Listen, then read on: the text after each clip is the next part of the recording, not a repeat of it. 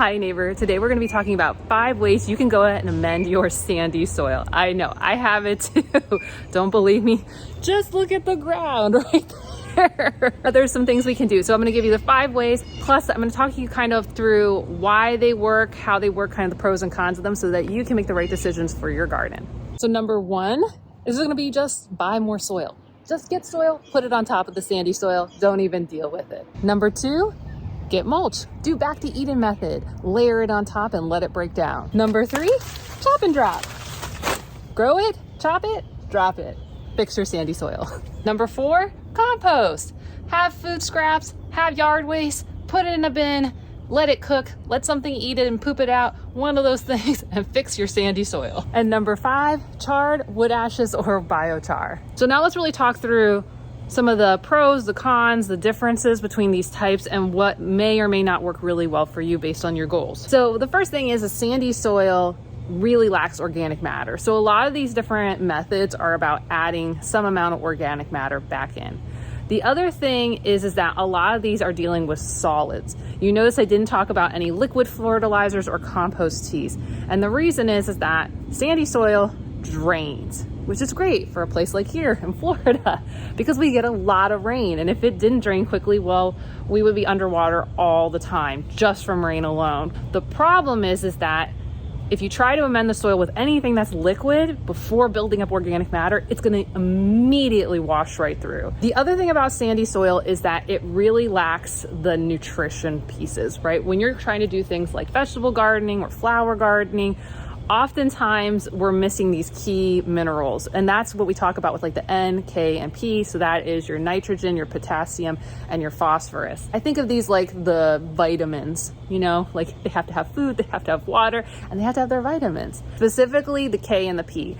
Sandy soil is low in phosphorus and it's really, really low in potassium. So let's talk about buying soil, which I obviously did very recently so I can get this backyard vegetable garden going. And the great thing about it is that you can usually get it really quickly. You can find a supplier, you can get exactly the amount you want. You can often get it delivered to your house. Sometimes you can get it laid down for you. And this can be very advantageous for getting this going very quickly, but it's expensive. Oh my gosh. If I had planned this out better, I would not have done this like 5 seconds before I was trying to start the garden, because buying bulk soil is expensive. The other thing is you need to make sure you buy the right type of soil, because there are different types of soil. So there's things like fill soil. That's usually like when you have big excavators come through and they're just literally trying to get the land back to flat. That's not going to necessarily have anything that like your plants are going to want to eat. It's just literally like it's in the name, it's fill. Then you have things like that are often, and this is where it can get confusing. It depends on the company and where you're going to get it from. They may have different names for it, but you can have things like bulk soil. This is literally just at this most basic like dirt. Again, it doesn't necessarily have any nutrition. It's not necessarily meant for planting into. Usually it's meant for just putting that top layer on and then like throwing a bunch of sod on. And then the third type that I saw when I was going and looking is then you have things that are called like garden soil. And this is because it's intended for you to plant into it. And depending on where you're getting it from it, you may or may not be able to get it with like a lot of nutrition in it. So some additional amending may need to be done to even things like garden soil, depending on what you're going to grow in them. Now, there's some different ways that you can get bulk soil for your vegetable garden beds. Like there are places like at the big box stores. I would say those are some of the more expensive, and sometimes there's companies that you can get them from. Sometimes you can get it through your city or your county. Those are often a lot cheaper.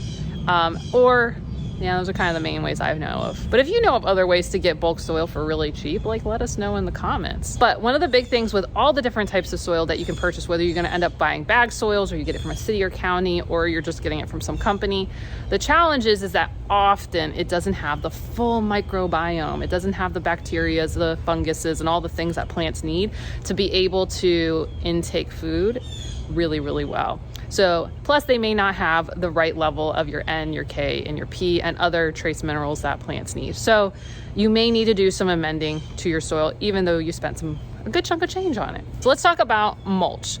Now mulch, I know, got really popular because of the back to Eden method. I have used mulch a lot to build soil for me to plant vegetables in, native plants in, all sorts of stuff. And it works really, really well. You can get it free, you can get it really cheap. You could spend a lot of money, but you don't need to. There's a lot of really readily available ways to get this completely free. And those can be anywhere from using services like Chip Drop. I'll link that down below, but they often bring huge amounts. So if you don't need a huge amount, you can also contact a local arborist. And this can be really helpful for the arborist because they take down a tree in your area and then they gotta usually do a brush fee or a landfill fee so that they can get rid of it. So oftentimes they're looking for people who will totally take it absolutely for free. Now, some places like my city and some of the counties around me actually, when they collect all those like trees or brush from landscapers, they go ahead and they make mulch. So they'll sell it back to the citizens of that area for relatively cheap and they'll deliver. So like I got a 3 cubic yards and it was like $20 something and then a delivery fee of $25.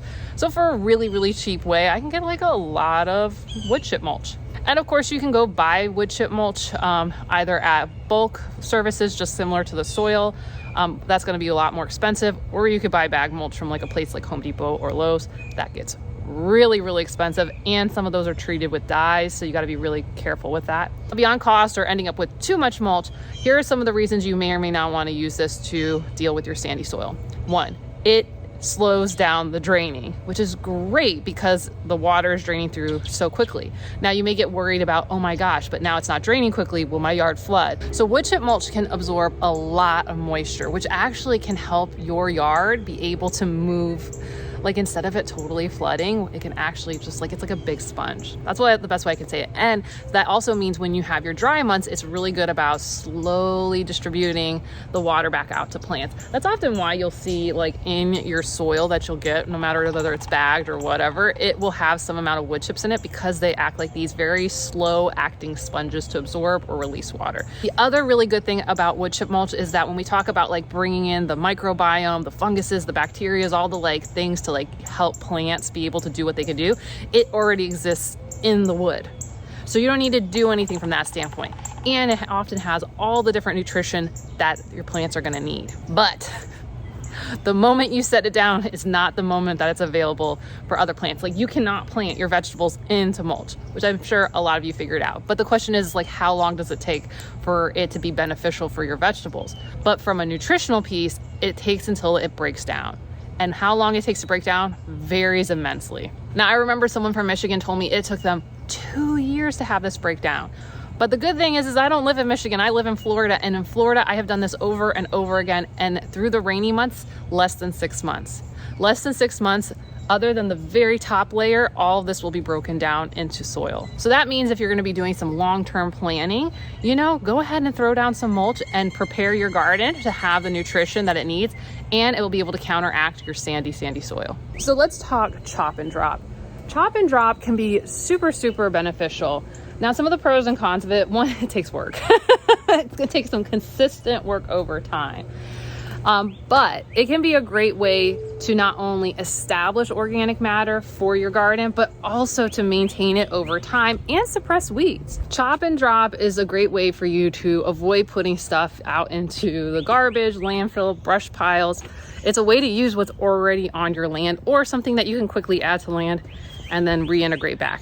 Now the challenge is that if your soil is sandy, there's not a lot of stuff that wants to grow in it. And because it's sandy soil, it lacks a lot of the nutrition for that plant to absorb.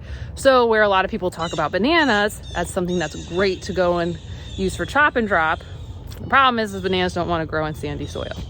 So you have to amend the soil to get the thing to grow.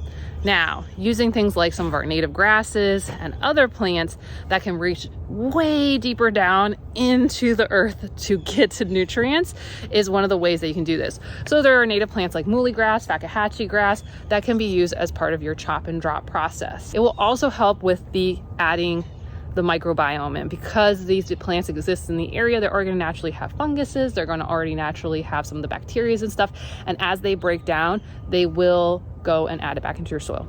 And the great thing is because you're chopping and dropping them right onto your soil, they will act as a natural weed barrier. One of the things you do want to watch out for with doing chop and drop is you don't want to grab it when it's going to seed. So like if you are going to be using grasses and they start going to seed, what you'll often find is you'll start growing your grasses in your garden where you may not want them. Now this isn't the huge problem because you can always dispose of those seeds, throw them back down in the areas where you want the grasses to grow, or what you can do is throw them in a compost pile. There's lots of options. It's just something you want to be aware of. It's not the end of the world. It's just something to pay attention to. Now, depending on what type of plant you use will depend on how much it can actually add nutrition back into the area that you want to add it into. So things like grasses have a lot of nitrogen. They're going to have some amount of carbon, depending on how deep they're going to go. And they may have other minerals, things like silica. But they may not have the full rounded piece, so you'll want to think through. But if you're able to then establish things like bananas, you could use your bananas, which are high in potassium, to help amend even things like your sandy soil. So it may be one thing that like you have to take some time to establish before you start really using it, but it's going to be something that will be worth it in the long run. Let's talk about composting. And there's kind of two main different types of composting. There's what I'll call the hot pile composting, the chemistry composting, and then there's the type that's just basically all poop. Hot pile composting is really all about brown materials and green materials and mixing the right amount together so that it gets all of it cooking, so it breaks down into nice fluffy soil for you to add into your garden / add on top of your sandy soil. So you need to have like the right levels of greens and browns, which is basically carbon and nitrogen materials. These things can be taken from your kitchen and then your yard waste, and you mix them together and it does what it does. Now, it does take some time to get this established. So, oftentimes it's like a few months of building up material, allowing it to cook, get hot enough, and then be able to break down enough for you to be able to add it to your sandy soil.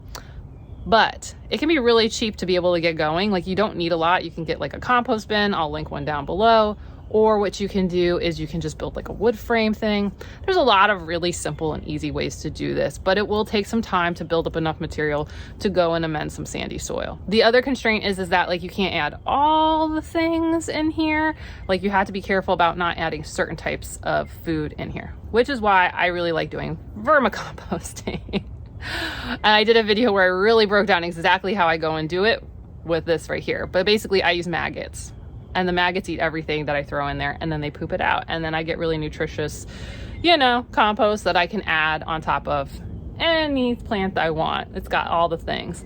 And it's gonna also have your funguses in it, your bacterias in it, all the things that plants are gonna love. So no matter which type, whether you do hot or you do a vermicompost or you do any of the other types of compost, which I'll argue would be things like using worms, chickens, rabbits, cows, horses. I know we call that manure at a certain point, but it's all compost. It's kind of all the same idea. It's just which animal it comes out of. And all those obviously have pros and cons. Like, I don't have space for a whole horse, but maybe you do. So have a horse, get its manure. But all of them will take some time to establish. This isn't something that you're going to be like today, like, whoo, I'm just going to go and do it and have like a whole bunch of soil tomorrow. But as something that you want to be able to build a whole system for your house where you can have food scraps come in, stuff come back out, and be able to like then put that nutrition back into your own garden. It's a really great way to deal with a lot of the mineral, the microbiome pieces, and it's kind of self, it's kind of like the recycle triangle. Like, you don't have to like go buy a bunch of stuff. So that's good too. So now let's talk about amended wood ashes / biochar. So here is why this can work really well. So I've talked about this before. In Florida, right, we are a state that has a lot of fires, and fire drives wood ash, which I thought would be a good way for us to be able to deal with our sandy soil, because that clearly was part of our native plant cycle. But I was wondering why is that the way it works? And we come back to those chemistry things, right? We said that our soil is low in phosphorus, it's really low in potassium. But here is the really cool thing. You know what's really high in potassium and has a good decent amount of phosphorus in it? Wood ash does. What? My mind was blown. Now the thing is that wood ash can absorb a lot of liquid and could actually pull from the soil things like nitrogen. So we wouldn't want to add wood ash by itself, because then it's going to take nitrogen away from the plants that we want to grow. But we can correct that by adding other things like compost tea or urine. I know, we're talking about poop and then we're going to talk about pee. So when it comes to compost tea, I am no expert. There are many others who talk a lot about this, but basically it's taking the idea of putting compost in a liquid, stuff that you would compost into a liquid, and you just, like a tea, you're just going to let it steep for a while, and then good healthy bacteria are going to grow, and anaerobic processes and stuff like that. And then you can take that and then add the ashes. that's gonna take some time because you both have to create your compost tea and then you're gonna have to get into your wood ashes. But you'll have a very well-rounded microbiome type living product, plus you'll have your NKPs. So that can be really, really beneficial. Plus it can be part of your whole, it comes in your kitchen, it comes out of the kitchen, and it goes into something that's gonna go right back out into feeding your own yard. The other thing is you can use pee. That's it. And the thing about urine, human urine, is it is high in nitrogen and it is got a pretty moderate amount of phosphorus. So the cool thing is if you add the urine to the wood ash, what's basically going to happen is now you have a fully well-rounded NKP because you got your nitrogen from the urine, you got phosphorus coming from both the wood ash and the urine, and then you got potassium coming from the wood ash. So now you have all the components you need, and you can make it really quickly. But because if you use human pee or any omnivore type pee, you're going to need, / any livestock type pee, you would need to watch out because of pathogens that might transfer between the urine and your food and then to you again. So because if you think about it, right, what is pee at the end of the day? It's basically it's one of the two major ways that our body gets rid of stuff it doesn't need or want, right? So it basically is like, hey, here's some extra liquid and other stuff, and it shoves some of it into your urine and shoves the rest out in your poop, and there you go. So what can happen is there could be things in it that we could get ourselves sick. That's long story short. So what I think your main takeaway should be from all these things I just went over is that you got options. You've got options. Some of them will take money, some of them take time, some of them take effort, but you have lots of options, and you don't have to just use one of them. You can use many of them and see which one works best for your lifestyle and the way that you garden. And for those who want to learn more about how I vermicompost, check out this video here. Okay, I'll see you soon. Bye.